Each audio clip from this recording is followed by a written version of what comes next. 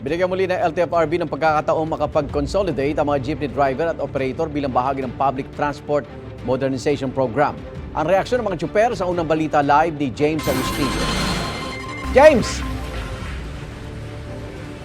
Gang, good morning. Iba-iba yung reaksyon ng mga nakausap kong jeepney driver dito sa Cubao kaugnay doon sa pagbubukas muli ng LTFRB doon sa consolidation process sa ilalim ng PUV Modernization Program. Ang bagong extension period na itinakda ng LTFRB mula October 15 hanggang November 29.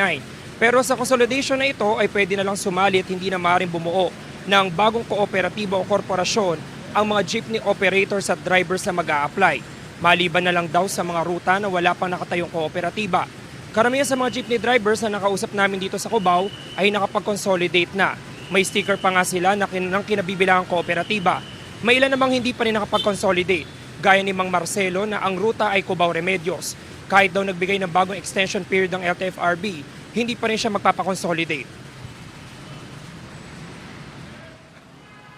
Hindi po, hindi na ako magpakonsolidate kasi yung mga samaan namin hindi nag-consolidate po. Pag nag-consolidate ka, wala na yung prangkisa kasi consolidation ka eh. Paano sir pag hindi na kayo pwede bumiyahe? Yun lang po. Wala akong magagawa kasi yun ang utos ng gobyerno po. Tingnan na ang jeep namin. Tititinggan na lang po. Sa akin, natutuwa po ako, pina-open po nila. Para yung mga hindi nakakabiyahe sa lugar namin, 6 na jeep ang hindi nakakabiyahe sa amin. Kasi nga, nahihirapan sila bumayad, walang consolidate. Nahanapan sila ng consolidate bago sila maka-rehistro. Ngayon, iniipit, naka-rehistro, pero hindi mailabas yung mga papel.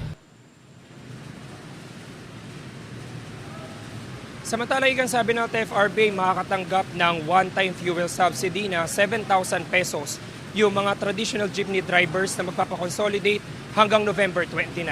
Yan ang unang balita mula rito sa Quezon City. Ako po si James Agustin para sa GMA Integrated News.